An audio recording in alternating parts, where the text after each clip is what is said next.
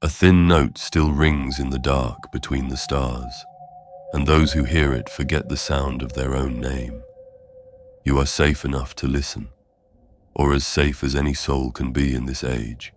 So rest in the low light, and let the tone of this record carry you, not as a call to battle, but as a quiet path through a broken choir.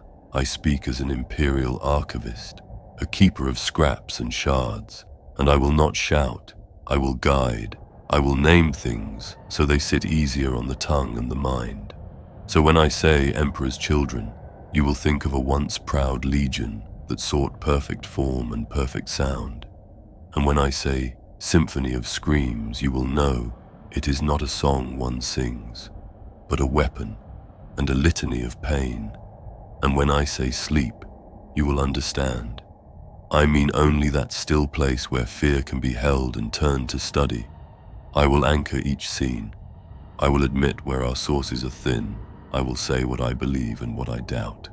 I will keep the pace soft, so that even horror can be walked through without breaking the heart.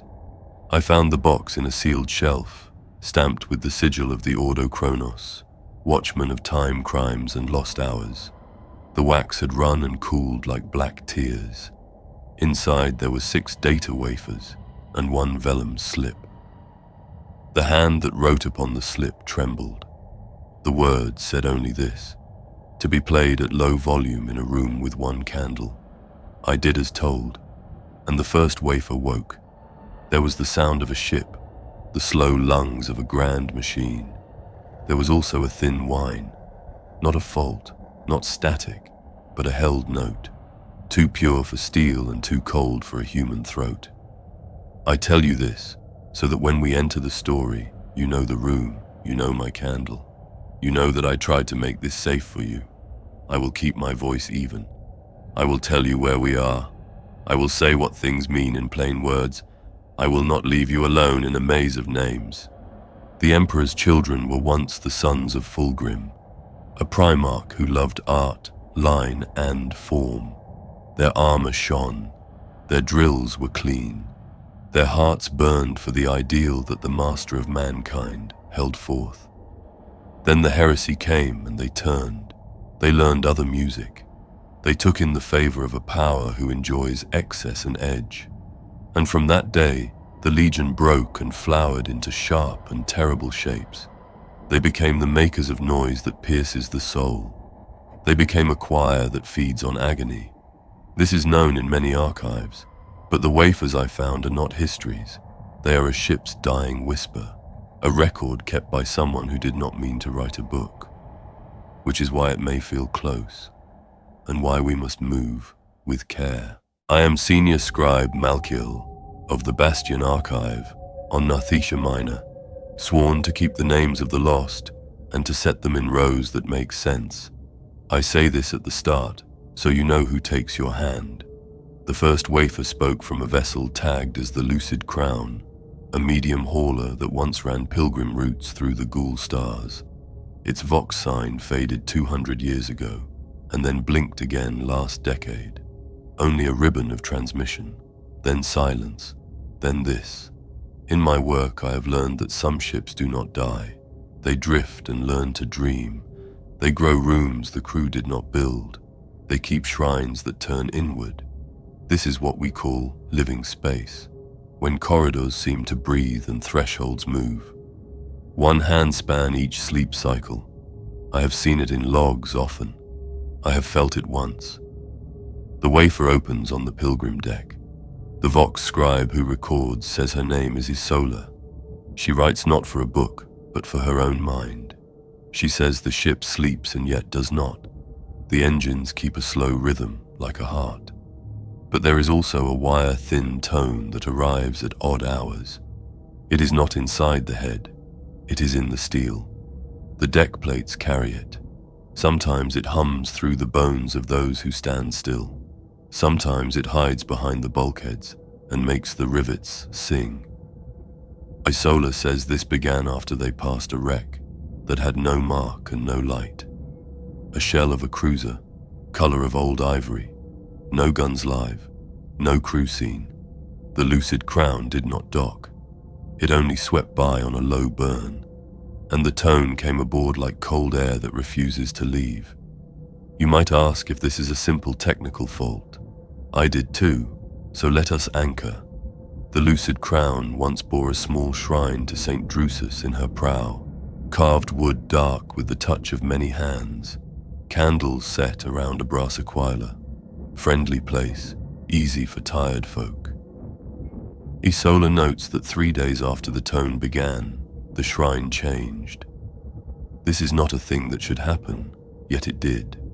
The candles leaned, the wax ran toward the floor as if pulled, the aquila bent, not broken, but bowed, and the sound of prayer felt thin. This is what I mean by shrine inversion. The symbol still stands, yet the room refuses it. You know how a garden can become silent when a hawk passes. It is like that. The hawk is not seen, but everything else knows. On the 4th day, the tone learned to climb and fall like breath. Isola writes that the medici said the crew should sleep with plugs in the ear, yet plugs did nothing, because the sound was not only air, it was also in the blood. At this point I paused to explain a name: Emperor's Children. These were once masters of sound. Their fallen bands breed noise marines who use weapons that turn scream and song into force. The cacophony of old are the root of this. I state this so when I say the word, you do not think of a gentle choir. You think of bodies taught to feel pain, as food and sound as blade. Isola does not know this. She is a scribe. She only knows the tone hurts and also draws, like the way some look at a cliff and want to step out, not to die, but to feel the drop. The captain orders the ship to change course. The tone follows. They try to purge the voxnet. They cleanse the chapel with incense and salt. They speak the litany of static to calm the machine spirits. The tone threads through the prayers, as if the ship itself now carries a string the length of its spine. There is a short aside from the engine seer, a low voice that names the hum as sympathetic resonance, a harmless thing when a casing vibrates with the engine. But the engine seer corrects himself. No, not harmless. The hum does not match any lawful cycle. It rises when no machine runs. It silences when the engines roar. It behaves like attention. And that is a word no tech priest uses in ease. On the 6th day, Isola records a dream. She says she heard a hall full of voices, not words, only the shapes of vowels, long and sweet, and she woke with tears on her face and a pain in her ears as if she had been too near a bell. Dream contamination is common in warp-touched zones, but the lucid crown is between jumps, far from any storm. The navigator marks the tides as mild, yet the crew begins to share the same dream. Not exact, but close. A hall, a stage, a choir without faces, a conductor without a mouth. Only a hand that rises and falls.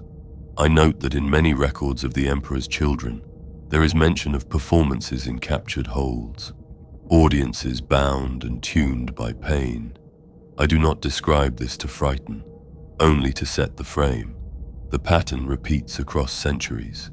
Different ships, same hall. The tone grows strong enough to blot out ordinary noise at odd times. Hatches seem to close in slow motion. Speech trails into breath. The children of the pilgrim families cry without sound, then laugh without sound, then sleep. Crew blame the vents blame the crew. Isola keeps writing because she is afraid that if she stops, the tone will fill the space where words should be. I tell you now that I have listened to many logs from lost craft. I have heard fear like ice. I have heard rage. I have rarely heard awe. But Isola writes with awe, a quiet and wrong awe, as if she stands at the edge of a work of art and knows it should not exist, yet cannot look away. On the 8th day, the lucid crown picks up a distress beacon, cracked and thin. The origin seems to be the ivory wreck, which by simple math should be far behind them. Yet the screen shows it ahead. This is the first clear bend in their time. Repeating time is not only loops, it can be a shuffle of distance and order, a day that forgets to end, a ship that walks past the same grave twice. The captain orders a scan, the engineer refuses. He says the auspex gives back echoes that bite the hand. He means the feedback hurts when he tries to read it. The captain goes to the chapel to think. Isola follows, because the record must be whole. She writes of the Aquila, now bent so far it points at the deck. She writes that the candle flame leans as if pulled by breath from the floor grating. There is a sound like a finger drawn over crystal. It rises, it splits into harmony. The crew on the pilgrim deck stop and tilt their heads. Isola says it feels like memory of sunlight on a clean tile floor, like the day her mother sang a hymn in a small kitchen. Simple, kind, wrong. Because this is not a hymn, this is bait. Overt commentary from me now, because you asked for plain speech. What hunted them had learned to braid pain with comfort, to lace the hook with warmth. This is a method known to those war bands who serve the prince of excess. They find the note that the heart wants and push it until the heart breaks. Then they keep the pieces as instruments. The chapter closes with a soft event, not a battle, not a scream. A child on the pilgrim deck holds up a toy and says in a thin voice that the song wants to play. No quotes used. Only the record of a tone that has begun to speak through the mouths of the least defended. Isola writes that the captain gives orders to seal the pilgrim deck and cut the vox to half strength. The tone shifts down one step like a patient thing. It is not angry, it is attentive.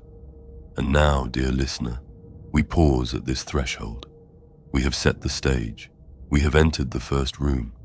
We have felt the note touch the walls of the heart. Breathe. Sip water if you need. When you are ready, I will open the next wafer, and we will go on to the first friction. You will not be alone. The second begins with a slow hiss, like water rolling far away.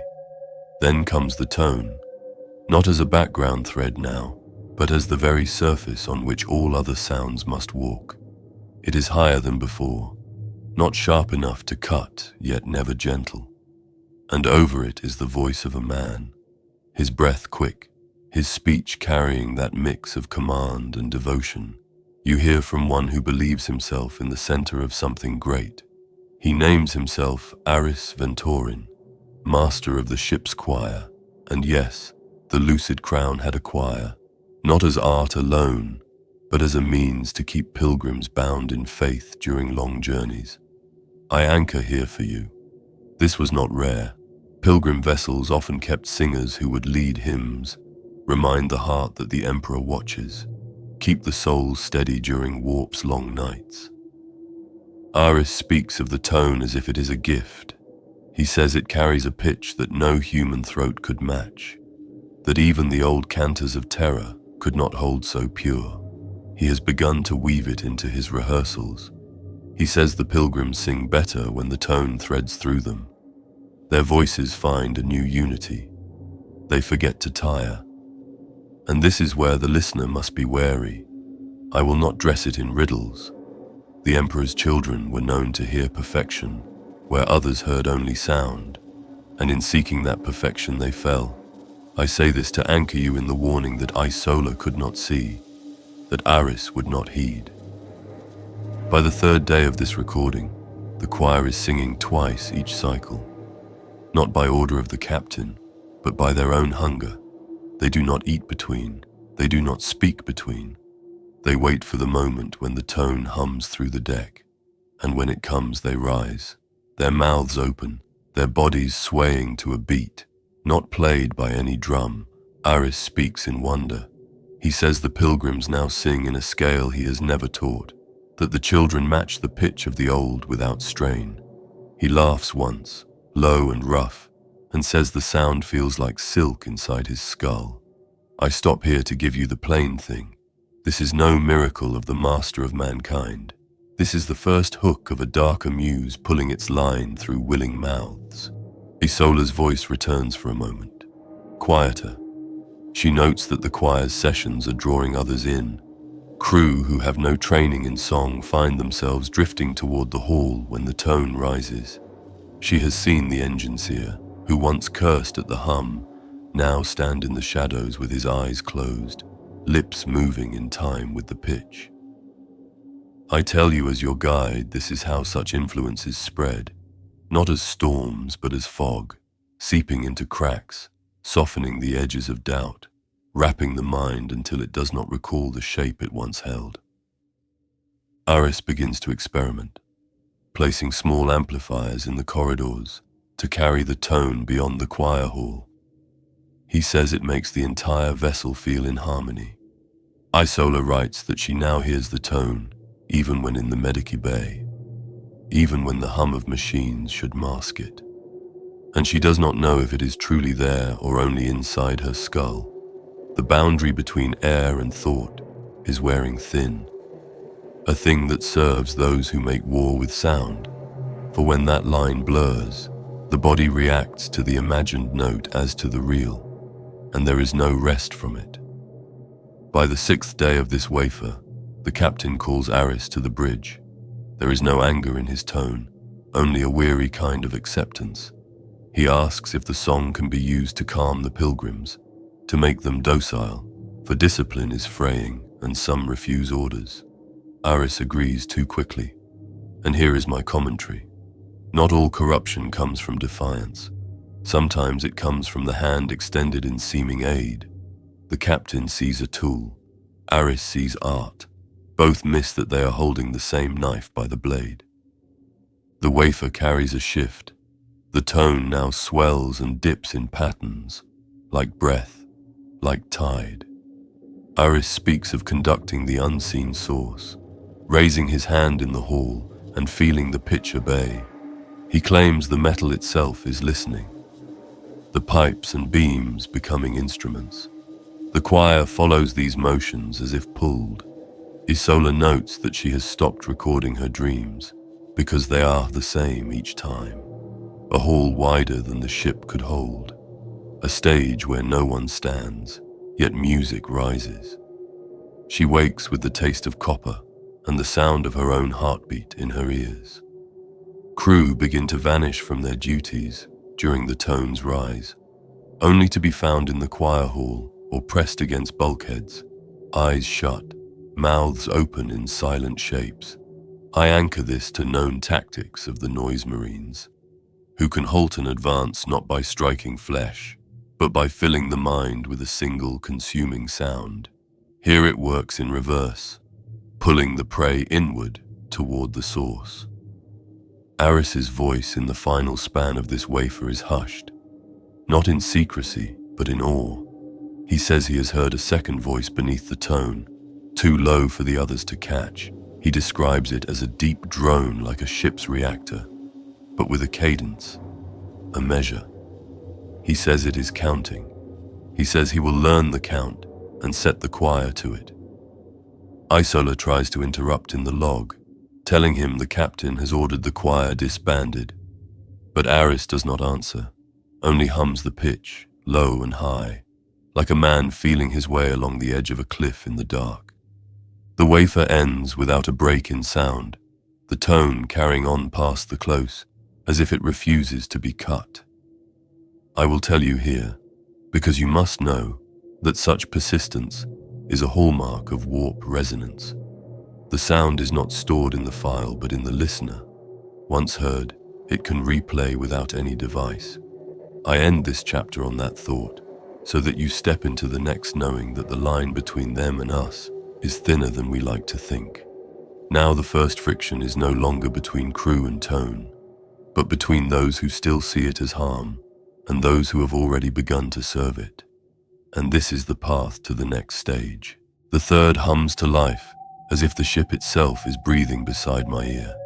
The tone we have learned to dread is present from the first blink, thin yet sure, and it carries the shape of Aris and his choir even when they are not speaking.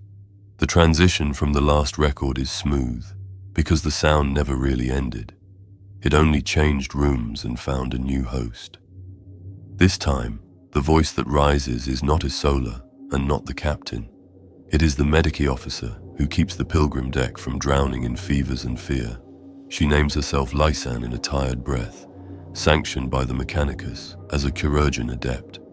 And right away she anchors us in a small white space that smells of oil and salt. She says she has begun to gather the strange cases and to write them down so her mind does not lose its edges.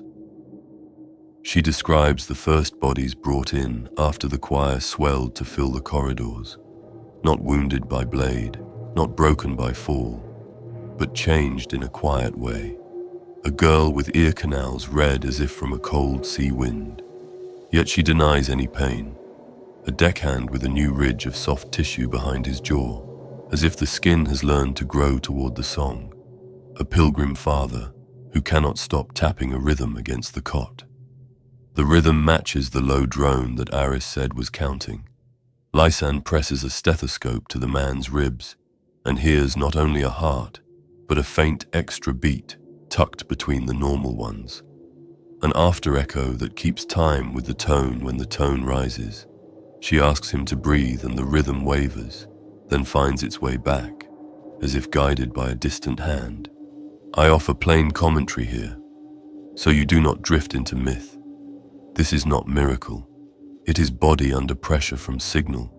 There are records of long exposure to sonic weapons changing the bones of the ear and even the air spaces of the skull.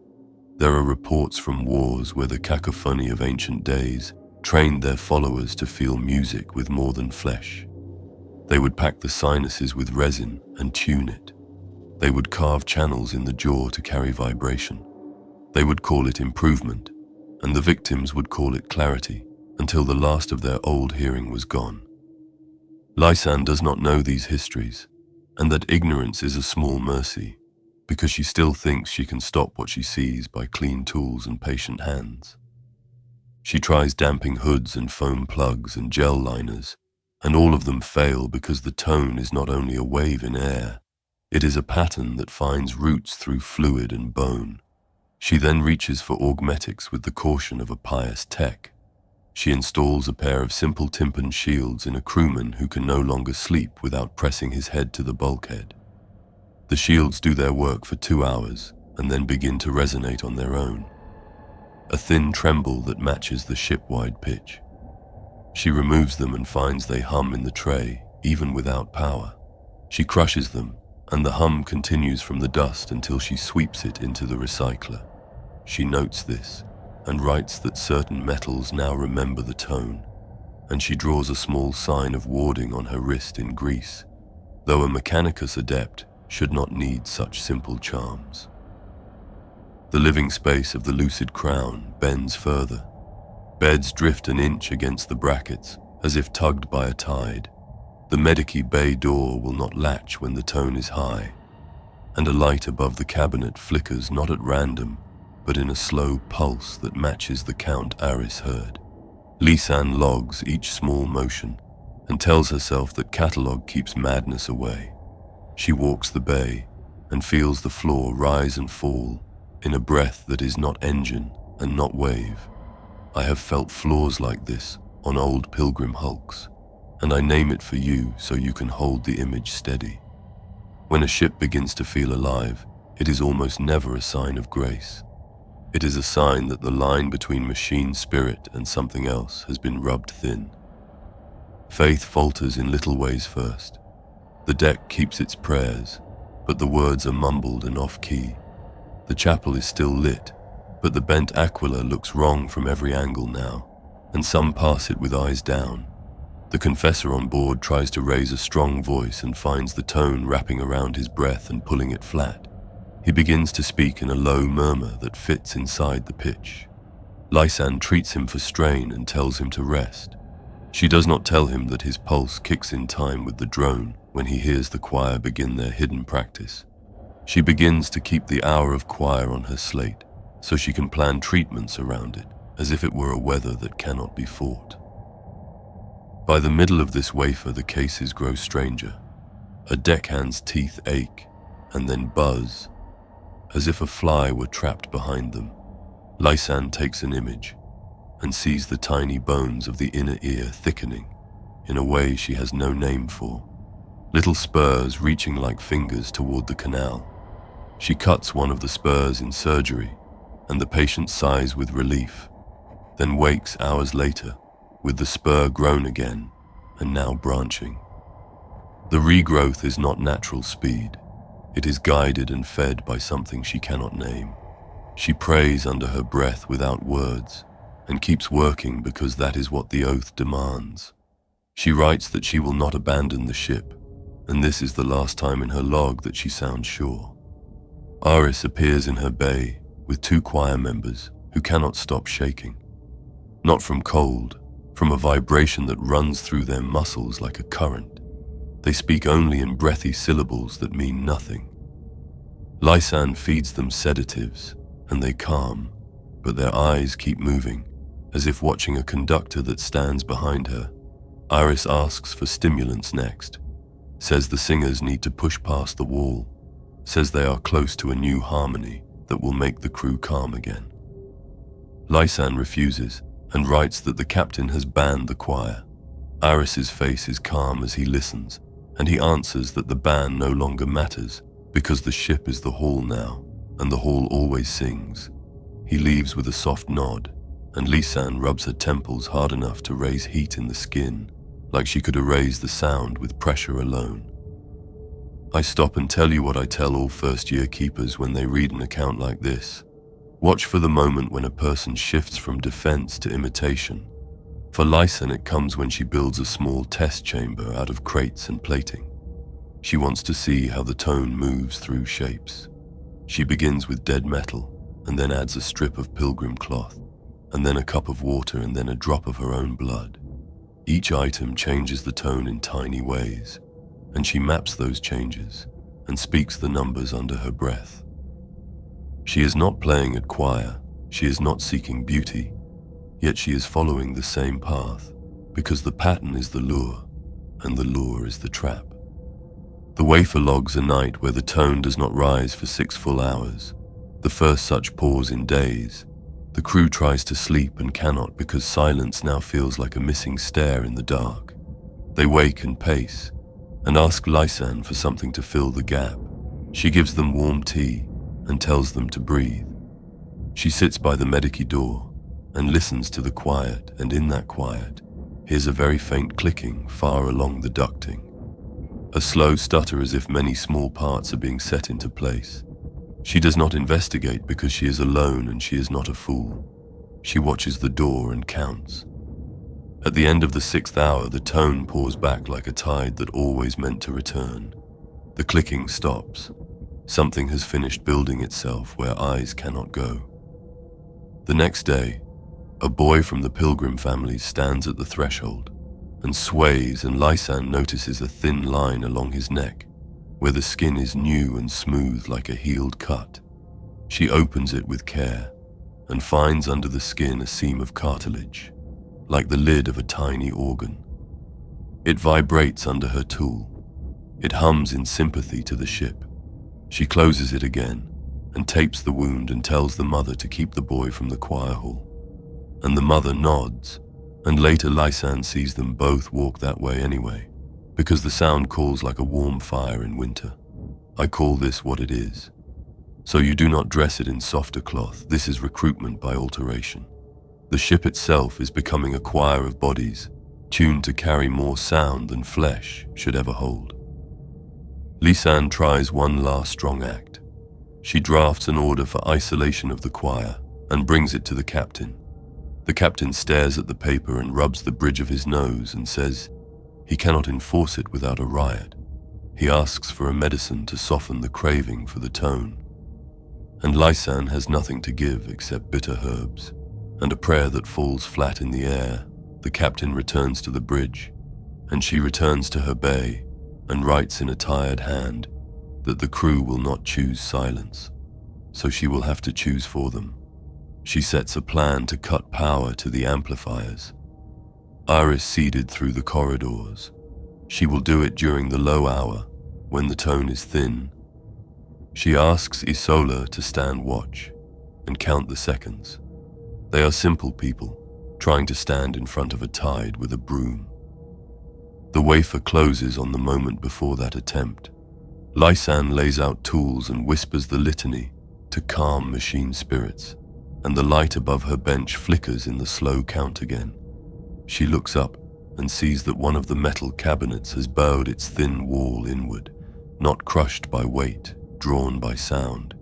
The curve matches the bent aquila in the chapel, and she laughs once without joy, because even the furniture now bends in the same direction. She writes that the tone is teaching the ship to kneel, and that the crew are learning that posture without knowing it. She asks forgiveness of any who may read her words if she fails, and she ends the entry with a steady breath that sounds almost like the beat before a conductor lifts a hand. We step across with her now, and the transition is gentle, though the world is not. From the quiet resolve in the Medici Bay, we will move toward the place where faith slips, and the source behind the tone begins to show its edge. We have walked the corridor of small changes and heard the whisper in the blood. In the next chapter, we will stand where belief begins to crack, and I will be with you when the wafer turns. The fourth begins without the long hum that opened the others.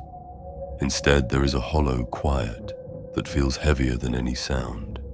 You can almost taste the air inside the lucid crown, and it is not the air of a clean chapel or a well-kept mess hall. It is the still air of a room where too many wait for something to happen. The voice that speaks first is not Isola or Lysan or Aris. It is the ship's confessor, a man who once spoke the litanies of faith in a voice that filled the deck with warmth. His tone now is low and close, as if he is not sure whether the words he carries will land at all. He gives his name as Brother Caldus, and he says he is speaking so that the truth will be set down, though he no longer knows which truth he means. From the first moment it is clear his faith has been worn down in layers, not by a single blow, but by the soft grind of days filled with the same strange music. He describes the chapel and how he has tried to lead worship there, despite the bent aquila and the lean of the candles, he says. At first, the pilgrims came as they always had, even after the tone began. They knelt, they prayed, they sang the old hymns. But slowly they began to hum between lines, and the hum was not the note of the hymn. It was the note that runs through the ship. At first he would stop them and remind them of the Emperor's own melodies. Then he began to let it pass because they grew restless when he interrupted. And now they no longer sing the hymns at all. They only hum, long and low, and stare at the floor. I anchor this for you in the records of other ships touched by such corruption. The warp rarely breaks faith in a sudden cut. It prefers to turn the prayers a little at a time until they face the wrong altar. The worshipper feels they are still on the same path. Only later do they see the stars have shifted above them. Caldus is deep in that shift and knows it, which is why he speaks in the half voice of one who does not want to be heard by whatever has replaced his congregation's God. He speaks of a day when he tried to cleanse the chapel, burning incense and reciting the canticle of true sight, and how the tone rose to meet each verse, matching its length and shape, until his own voice seemed to ride on the sound rather than stand apart from it. He says the incense smoke bent in strange curves and seemed to be pulled toward the bent aquila. He remembers thinking that the aquila was listening to him, that its bowed wings were the posture of a student leaning close to hear. This thought frightened him, not because it was strange, but because it felt right at the time. Isola's voice cuts in here in a short insert, explaining that attendance at the chapel is down by more than half, and that those who do come do not linger. She says she sees more and more pilgrims and crew standing in the corridors where the tone is strongest. Backs to the walls, eyes closed, like statues pressed there by an unseen sculptor. She says they do not speak when approached, but some sway in a slow rhythm, and that rhythm matches the Count Aris spoke of. I will point out what may already be plain to you. This is not random behavior. This is the early stage of a rite. and rites performed without conscious choice are the most dangerous, because the one performing them believes they are simply resting, or thinking, or praying. Caldus describes his own dreams now, and they match what Isola and others have recorded: the hall without walls, the unseen conductor, the choir with no faces. But he says the last dream brought a change. In this one he saw himself among the choir, not as he is, but taller, thinner, with long fingers that could shape the air like clay. He woke with his hands moving in the same slow arc he saw in the dream, and he wept because it felt like worship, even though he knew it was not the emperor he served in that vision. I speak plainly here so the thread stays clear in your mind. The emperor's children have long twisted art into a tool for devotion to darker powers. They build their followers not with promises of power or gold, but with the slow intoxication of beauty. They find the note that the heart cannot let go, and they stretch it until the heart begins to beat to that measure. Caldus has heard that note, and in hearing it he has lost the steady step of his old faith. By the middle of this wafer, the captain's voice comes through for the first time since the first recording. He sounds worn. He says discipline is breaking, and he cannot tell who still follows his orders and who follows the sound.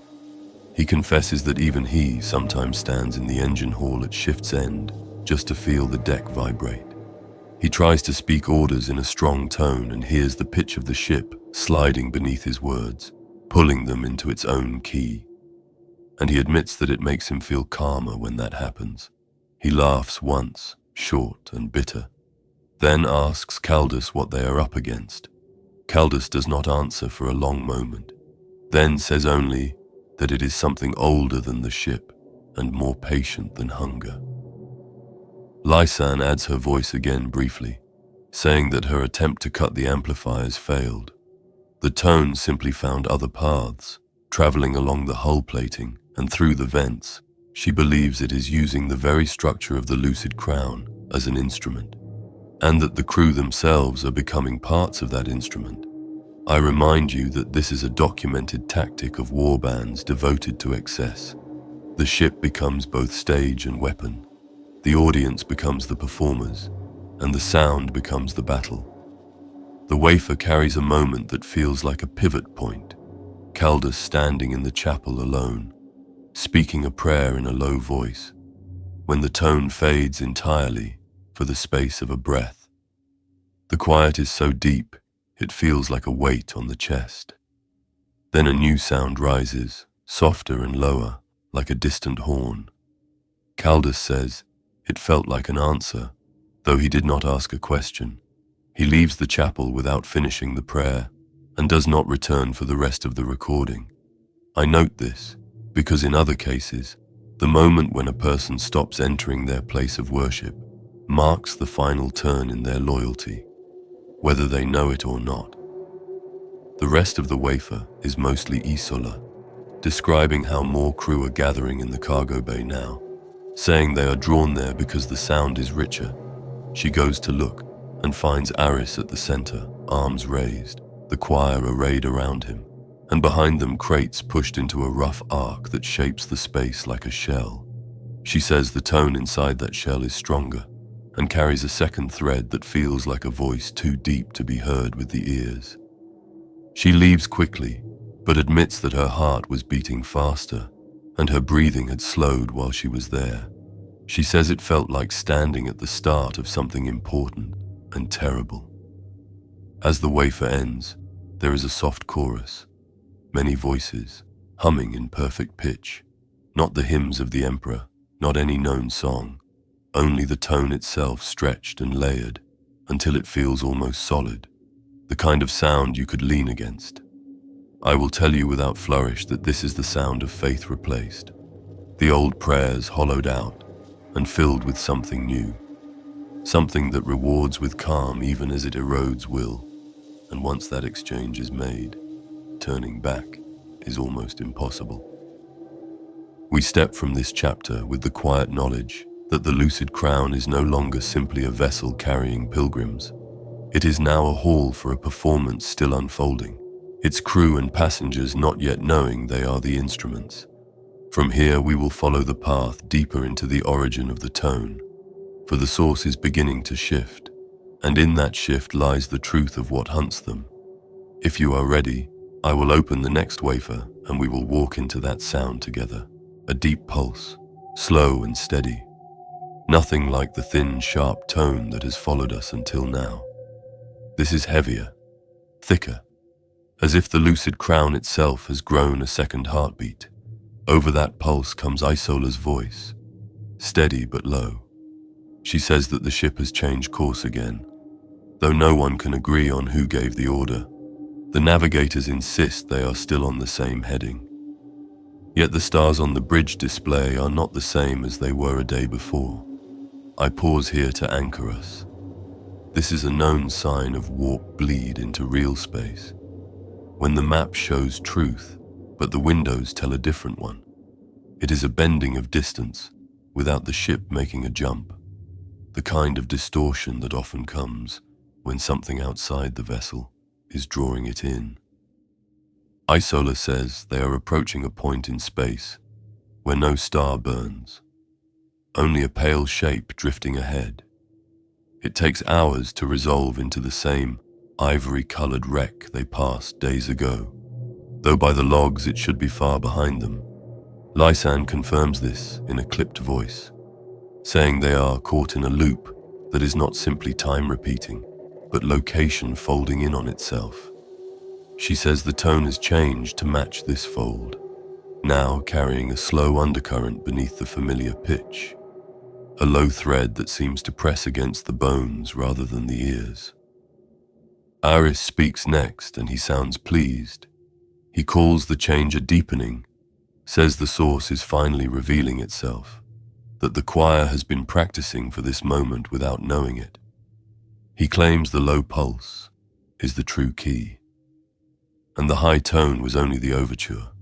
His words remind me of records from the heresy where the Emperor's children would begin their assaults with high screaming chords, then shift into the bass notes that carried their sonic weapons' killing strength. The victims always felt the first part as fear and the second as surrender. Isola tries to keep her record impartial, but her breath betrays her. She is speaking faster and softer, as if she does not want to be overheard. She says that the cargo bay has been sealed now, the captain claiming it is to protect supplies, but she has seen pilgrims and crew vanish through its doors and not return. She thinks Aris is inside, shaping something with the choir. She says she has begun to hear words hidden in the tone, not in low Gothic or any ship tongue, but in a language that feels familiar in the body, though the mind cannot grasp it. She says it makes her skin feel too small. Caldus appears again, his voice weaker. He says the chapel is empty now. No one comes even to hum. He has stopped speaking the litanies because the words taste wrong in his mouth. He says he went to the bridge to offer counsel to the captain and found him standing before the nav display, staring at the ivory wreck and humming along with the low pulse. When Caldus touched his shoulder, the captain flinched and asked him not to break the rhythm. That moment tells us more than all the rest, because it shows the captain has crossed from using the sound as a tool to obeying it as command. Lysan's log follows. She says the medici bay has gone quiet. No new patients, no visitors. Even the injured are tending themselves rather than leave the spaces where the sound is strongest. She believes the crew are withdrawing into a state of listening, conserving movement, for when the pulse demands it, she says she has begun to feel the same pull, and that frightens her more than the changes in the others. She tries to resist by filling her ears with static from a portable vox, but the pulse finds its way through. She says it is no longer just in the ship. It is in the space around them, and she cannot tell if it is coming from the wreck ahead, or if the wreck is simply a hollow waiting to be filled by what already walks the corridors. Here I add my own commentary. In the annals of warp encounters, there are cases where the source of influence is not a single entity, but the resonance of an event, a battle, a ritual, even a death cry so loud in soul that it never ends. The Emperor's children in particular have left such scars in the void, places where their music still hangs centuries later, shaping matter and mind into new instruments. The ivory wreck may be such a scar, or it may be a surviving vessel still holding the last note of its own ruin. Isola describes a moment when the stars vanish entirely from the viewports, replaced by a black so complete it feels like falling forward. Then a shimmer runs across it, as if something vast and thin is sliding between the lucid crown and the void beyond. She cannot see its shape, but the pulse grows louder until she feels her heartbeat trying to match it. She says she bit her own lip to break the rhythm, the taste of blood shocking her back into herself for a moment. But when she wipes her mouth, she sees her hand still moving in time with the pulse. She stops speaking for several breaths before she can bring herself back to the log. The captain's voice comes once more, distant, speaking to someone off record. He says the approach is nearly complete and that all is ready for the exchange. There is no detail on what he means, but Aris's voice overlaps, saying the choir will be in position and that the gift will be received in full harmony. His tone is not just eager, it is reverent, like a priest before a holy relic. I do not need to tell you what that means. The shift from human chain of command to liturgical preparation marks the point of no return in many of these cases. Lysan interrupts the recording with a report that the ivory wreck is no longer ahead of them, but alongside, matching their drift without any visible thrust. She says the two ships are so close now that the viewports show only its pale hull. No stars, no dark, just a skin of bone-colored metal that seems to tremble in the same rhythm as the pulse. She swears she can see its plates flex like gills with each beat. This image alone should be enough to fix in your mind that they are no longer approaching an object, but have entered the range of something alive in its own way. The wafer's last minutes are chaos under the surface. The voices overlap, the pulse rises, the high tone returns, but now it is woven through with that strange, deep language, too fast to follow. Isola speaks of movement inside the wreck's shadow, shapes like figures but taller, their limbs too long, their heads tilted as if listening. She says they seem to shimmer in and out of view, and that each time they vanish, the tone in her bones grows stronger. She ends by saying she thinks the lucid crown has not been traveling to the wreck at all, but has been inside it for days without knowing, carried deeper into its hollow body on waves of sound. I leave you here on that thought, with the understanding that the source is no longer distant. It is not even outside. It is now the space they breathe and the floor they walk. And the next step is not approach, but absorption. We will move now into the point where the performance reaches its true pitch, and the Symphony of Screams will no longer be preparation but act. If you are ready, I will open the sixth wafer and guide you into that final descent. It begins with no voices, only the sound of the pulse we heard before, steady but faster now, like a drumbeat leading a march. The high tone is gone at first, leaving the low vibration to fill every space. It is the kind of sound that makes the skin feel heavier, and after half a minute the voices come back, layered and close. Isola is speaking, but her words are broken by breath. She says the cargo bay has been opened again, not to the crew, but to whatever is outside. She says the great doors are spread wide and the void should be there. Only there is no cold, no stars, just a deep grey light that moves like mist. And in that light are the tall shapes she saw before. They stand as still as pillars, their heads bent toward the open bay, as if listening for a cue. She says the choir is inside the bay, formed in a half circle around Aris, who now wears some kind of frame on his shoulders, long metal arms reaching above him like the prongs of a harp, each tipped with a crystal that hums in time with the pulse. She says the crystals glow faintly each time the shapes outside lean forward, as if exchanging something between them. I will anchor this with a known pattern from the archives. In certain rituals recorded during the Long War, the Emperor's children used living choirs to channel sound from warp entities into the material realm. The sound itself carried not just energy, but will, a command written in tone, and once that command was inside a ship, the vessel became an extension of the entity that sang. Lysan's voice cuts in, sharp and close to the recorder. She says she has sealed the medici bay, but she can feel the pulse even in the walls. She believes the ship's systems are now carrying it deliberately, as if the machine spirit has been rewritten. She says she will try to reach the bridge, but the corridors are filling with crew who are simply standing still, their eyes half closed, swaying, humming that same deep note. She has to push between them, and each one turns their head slightly as she passes. Never speaking, never breaking the rhythm, she says. It feels like walking through a hall of statues that are waiting for her to stop moving so they can move. Caldus speaks next, his voice almost gone. He says he tried to confront Aris in the cargo bay, but could not get close. The sound was so strong there that his body would not obey him. His legs locked and his arms went slack. He says he could feel the words in the tone pushing into his thoughts, telling him to kneel, telling him to breathe with it, telling him to let go. He says he prayed in his mind, and for a moment thought he felt the Emperor's light again, but then it bent and became the grey glow from outside, warm but wrong.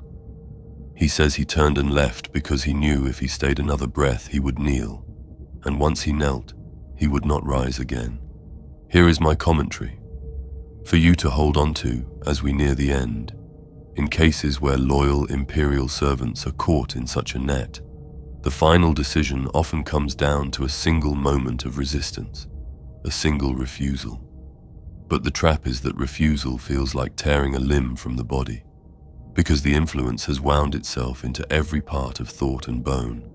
The longer it has been there, the more it feels like part of you. And so letting it go feels like letting yourself die. Isola comes back, her voice tight.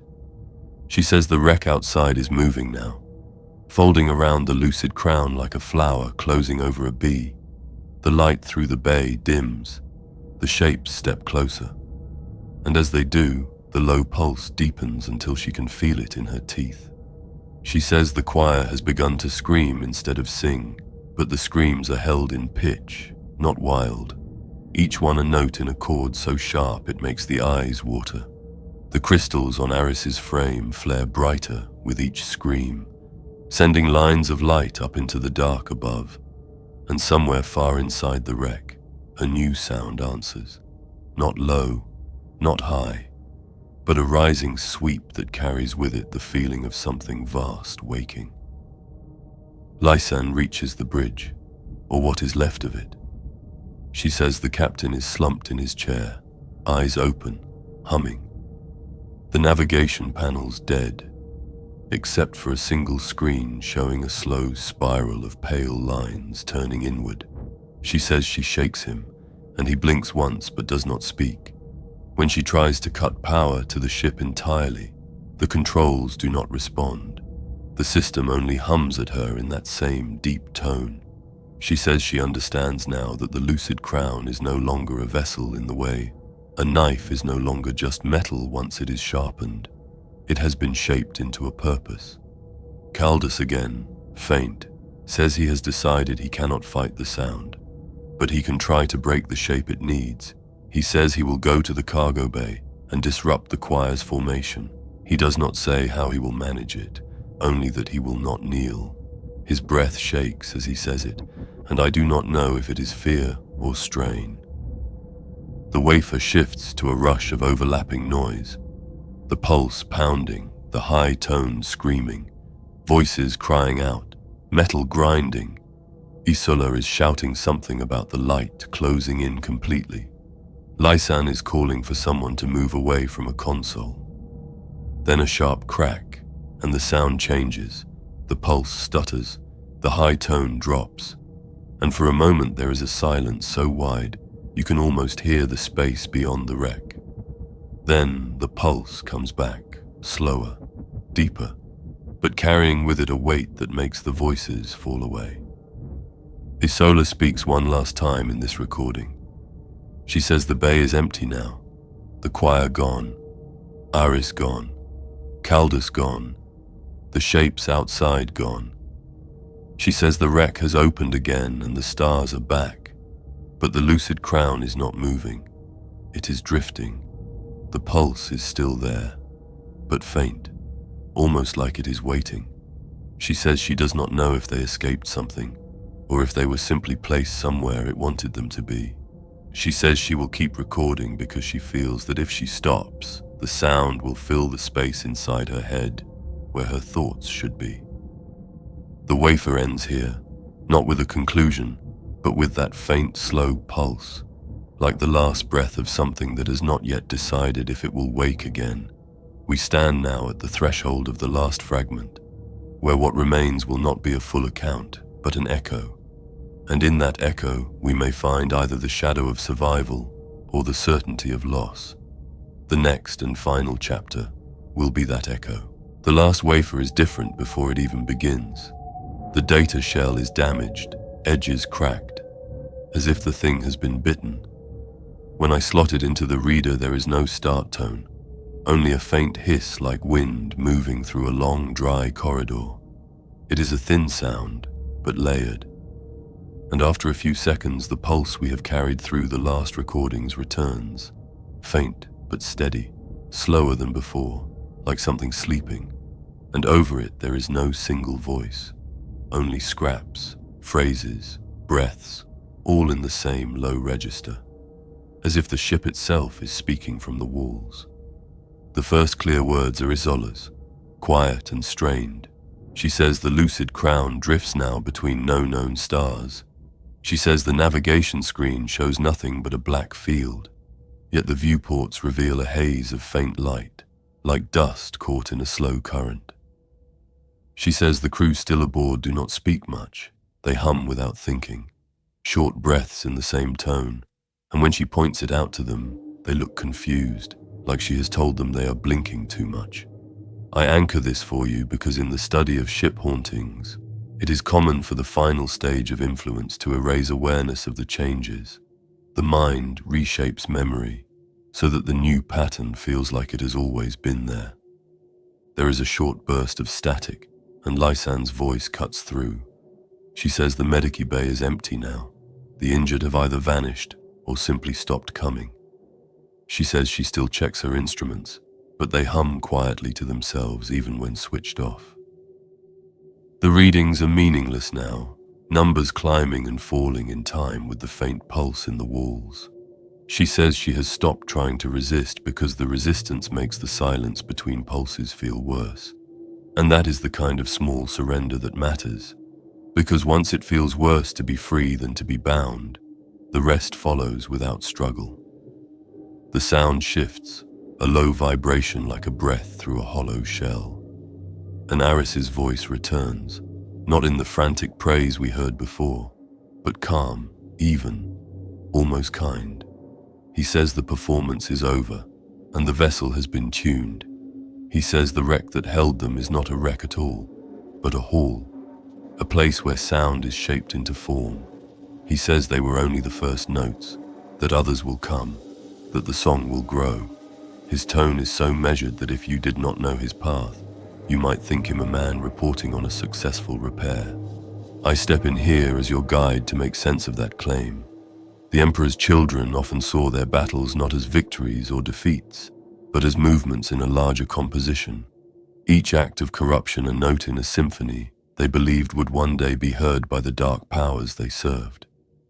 If Aris is telling the truth in his calm way, the Lucid Crown's ordeal was not an accident, not a random encounter, but a deliberate first movement, tuned for some greater act yet to come.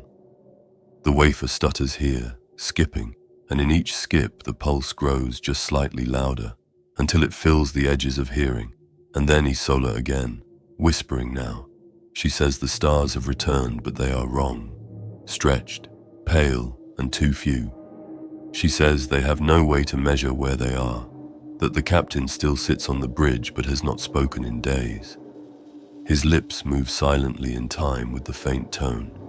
She says she does not know if the others are alive in the way she means alive, but they are all moving to the same rhythm, and that rhythm is not the ship's own.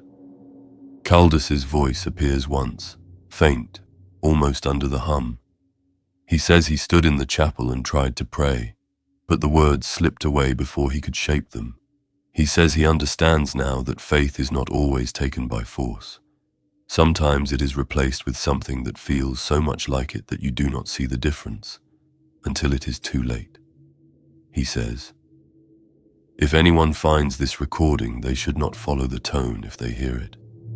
And then he laughs once, short and broken, and says that warning will mean nothing to those who hear it anyway.